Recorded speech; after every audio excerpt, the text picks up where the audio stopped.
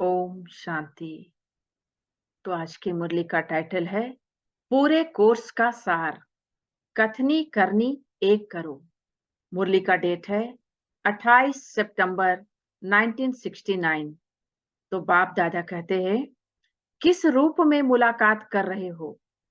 अव्यक्त रूप से, व स्नेह रूप से, व शक्ति रूप से। बाप रूप से तो मुलाकात कर ही रहे हो, लेकिन स्नेह रूप में, वह शक्ति रूप में, वह अव्यक्त रूप में वर्तमान कौन सा विशेष रूप है? सारे दिन में इन तीनों रूपों में से ज्यादा कौन सा रूप रहता है? इन तीनों से श्रेष्ठ कौन सा है? तो हर एक ने अपना अपना समाचार सुनाया। अब सिर्फ प्रश्न पूछते हैं, फिर स्पष्ट करेंगे। अब सबने जो एक्स्ट्रा ट्रेनिंग कोर्स लिया है, इनमें सबसे पावरफुल पॉइंट कौन सी ली है? जो पॉइंट आगे विघ्नों को 1 सेकंड में खत्म कर दे। हर एक ने भिन्न भिन्न पॉइंट तो सुनाई। अब जिन्होंने भी पॉइंट सुनाई है, वो फिर भी अपना अनुभव लिख भेजे कि इस पॉइंट को यूज करने से कितने समय में विघ्न दूर हुआ है।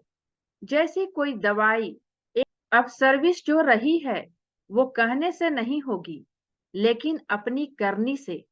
कथनी, करनी और रहनी कहते हैं ना।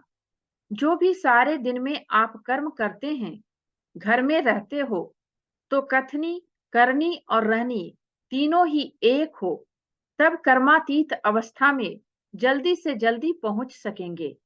हर समय यह चेक करो, जो कहती हूँ वो करती हूँ। कहते हो हम सर्वशक्तिमान की संतान हैं, और करते क्या हो? कमजोरी की बात। आज से यह पक्का करो कि जो कहूंगी सो करूंगी। जो खुद ऐसे बनेंगे, उनको देखकर और भी आपे ही करेंगे। आपको मेहनत करने की जरूरत नहीं रहेगी। अब तक तो यही उल्हाने मिलते रहते हैं कि कहते एक हैं, करते तो दूसरा हो। उलाहनों को खत्म करना है। उलाहना खत्म हो, फिर क्या बन जाएंगे? अल्लाह। ऊंच बन जाएंगे। जितना अल्लाह बनेंगे, तो फिर ना चाहते हुए नाम वाला होगा। तो किए हुए कोर्स की यह शिक्षा है मुख्य सार। सबसे खौफनाक मनुष्य कौन सा होता है? जिनसे सब डर जाते हैं। दुनिया की बात तो दुनिया में रही, लेकिन इस दैवी परिवार के अंदर सबसे खौफनाक, नुकसान कारक वो है जो अंदर एक और बाहर से दूसरा रूप रखता है। वो पर निंदक से भी जास्ती खौफनाक है, क्योंकि वो कोई के नजदीक नहीं आ सकता, स्नेही नहीं बन सकता। उनसे सब दूर रहने की कोशिश करेंगे। इसलिए इस भट्ठी में आप लोगों को यह शिक्षा मिली। इसको सच्चाई और सफाई कहा जाता है। सफाई किस बात में?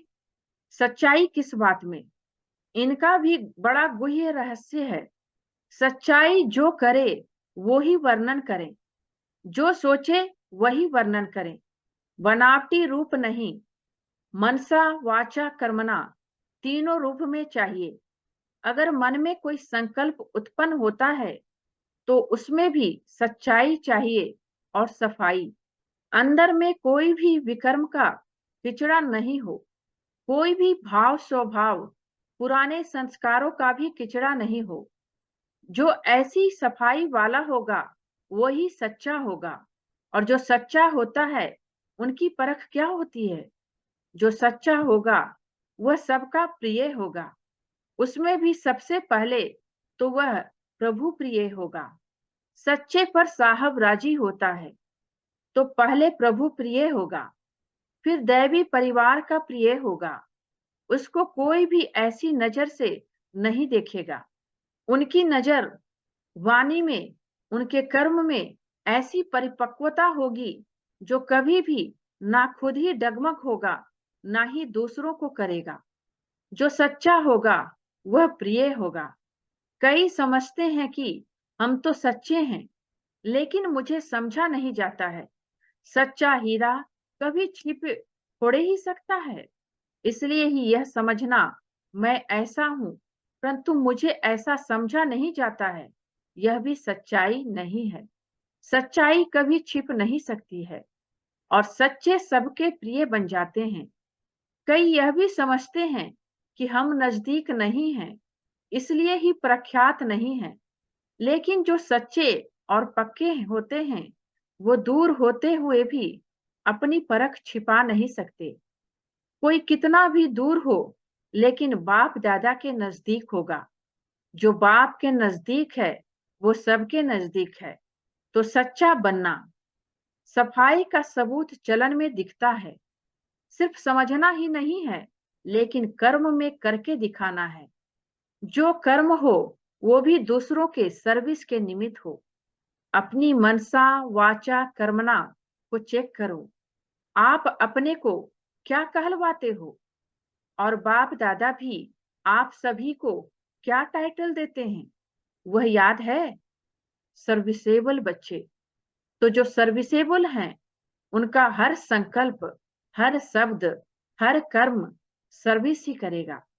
भाषण करना, किसी को समझाना, सिर्फ यही सर्विस नहीं है। परंतु जो सर्विसेबल हैं, वो हर सेकंड सर्विस ही करते रहते हैं। तो अपने को देखना है कि हमारी हर सेकंड सर्विसेबल चलन होती है, वह कहाँ डिसर्विस वाली चलन तो नहीं है। जब नाम सर्विसेबल है, तो कर्म भी ऐसा ही होना चाहिए। इसलिए जो कहना है, वो करना भी है। यह याद रखने से पुरुषार्थ में सहज सफलता पाएंगे। कई बहुत खुश होते हैं कि हमने इतने जिज्ञासु समझाए, इतने भाषण किए, बहुत सर्विस की, लेकिन वो भी हद की सर्विस है। अब तो बेहद की सर्विस करनी है। मनसा वाचा कर्मणा तीनों रूपों से बेहद की सर्विस हो, उसको कहा जाता है सर्विसेबल। अब अपने को देखो कि हम सर्विसेबल बने हैं। ऐसा सर्विसेबल फिर स्नेही भी बहुत होगा। अब ऐसा सभी ने ठप्पा लगाया है, वह कोई साहस भी रख रहे हैं। जब करना ही है, तो गोया ठप्पा लग ही गया। अपने में शक क्यों रखते हो कि ना मालूम परीक्षा में पास हो व फेल हो? होशियार स्टूडेंट्स सदैव निश्चय से कहते हैं कि हम तो नंबर 1 आएंगे। अगर पहले से ही अपने में संशय रखेंगे, तो संशय की रिजल्ट क्या होती है? फिर विजयी बन ना सके। अगर जरा भी संशय रखा, तो विजयी नहीं बनेंगे। जब तक निश्चय नहीं है, आप लोगों ने शुरू से ही दांव लगाया है कि वर्षा लेके ही छोड़ेंगे, या सोचा था कि देखेंगे। दांव लगाया गोया बन ही गए। जब अपने को निश्चय बुद्धि कहते हैं, तो कोई भी बात में, ना बाप में, ना बाप की नॉलेज में, ना बाप के परिवार में संशय व विकल्प उठना चाहिए। हम शिव बाबा के हैं, तो फिर सर्वशक्तिमान के बच्चे निश्चय बुद्धि हैं। यह कौन बोलता है?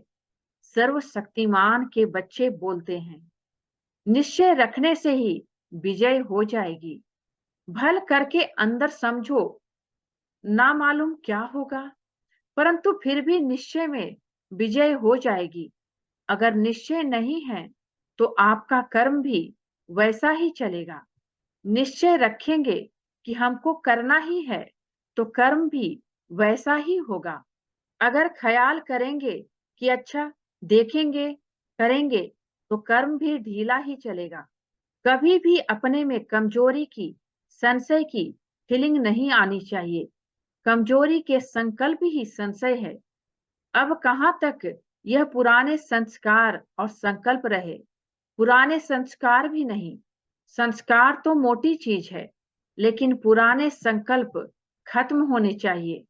तब कहेंगे भट्ठी से पककर निकल रहे हैं। भट्ठी का अर्थ ही क्या है? भट्ठी में सारा जलकर खत्म हो जाते हैं, रूप ही बदल जाता है। कोई भी चीज भट्टी में डालेंगे, तो उनका रूप, गुण आदि सब बदल जाएगा। आप भी भट्टी करते हैं, तो रूप गुण बदलना चाहिए। ईंट जब पकती है, तो पहले मिट्टी होती है, फिर पकने से उनका रूप, गुण बदल जाता है और कर्तव्य भी बदल जाता है। इसी रीति अपना रूप, गुण और कर्तव्य तीनों ही बदलते जाना है। यह है भट्ठी की रिजल्ट। अब बताओ कि बदल लिया है, वह बदलेंगे। आपके उमंगों के साथ बाप दादा की भी मदद है। जितना आप अपने में निश्चय रखेंगे, उतना बाप दादा भी अवश्य मददगार बनते हैं। स्नेही को अवश्य सहयोग मिलता है। किससे भी सहयोग लेना है तो स्नेही बनना है। स्नेही को सहयोग की मांगनी नहीं करनी पड़ती है। बाप दादा के स्नेही बनेंगे, परिवार के भी स्नेही बनेंगे, तो सभी का सहयोग स्वतः ही प्राप्त होगा। मुख्य यही दो बातें हैं, निश्चय बुद्धि और नष्टो मोहा। यह तो तिलक माथे पर लगा ही दिया है। स्लोगन भी याद रखना है, जो कहेंगे वो करेंगे। यह है माताओं की सजावट। माताएं श्रृंगार ज्यादा करती हैं ना, तो इन माताओं का श्रृंगार रत्नों से किया जाता है। सबसे चमकने वाला श्रृंगार होता है रत्नों का। सोने में भी रत्न होता है तो जास्ती चमकता है। तो बाप दादा ने इन माताओं को रत्नों से श्रृंगारा है, क्योंकि संगम पर सोने से भी ज्यादा हीरा बनना है। जितना जितना अपने को रत्नों से सजाएंगे, उतना ही ना चाहते हुए भी दुनिया की नजर आपके तरफ जाएगी। दुनिया को कहने की आपको दरकार नहीं होगी कि हमारी तरफ देखो। यह ज्ञान रत्नों का श्रृंगार दूर वालों का भी ध्यान खिंचवाएगा। इसलिए इन रत्नों के श्रृंगार को सदा के लिए कायम रखेंगे, ऐसा निश्चय करना है। आज अमृत वेले कोई बच्चे विशेष याद आए जो साकार रूप में ज्यादा साथ रहे हैं। आज विशेष उनकी याद आई, क्योंकि आजकल साथ रहने वालों का पुरुषार्थ पहले से बहुत अच्छा है। इसलिए पुरुषार्थ के स्नेह में उनकी याद आई। वर्तमान समय मधुवन वालों में परिवर्तन विशेष देखने में आ रहा है। हर स्थान में एक एक रत्न चमक कर जा रहे हैं। अब एक एक स्थान से चमका हुआ रत्न फिर जाकर आप समान कैसे बनाते हैं, वह अब देखेंगे। कभी भी हिम्मतहीन बोल नहीं बोलने चाहिए। पुरुषार्थहीन व हिम्मतहीन बनना, वह अब जमाना गया। अब तो मददगार बनना है और बनकर दिखाना है। अभी सबके दिल के अंदर यह रहता है कि हम भी जल्दी ही जाएं। आगे तो कहते थे कि संगम युग में जितना जास्ती रहें, उतना ही जास्ती अच्छा है, क्योंकि साकार के साथ में ही संगम के सुहेस थे। अभी तो चाहते हैं कि जहां अपना रहबर, वहीं हम राही भी चलें।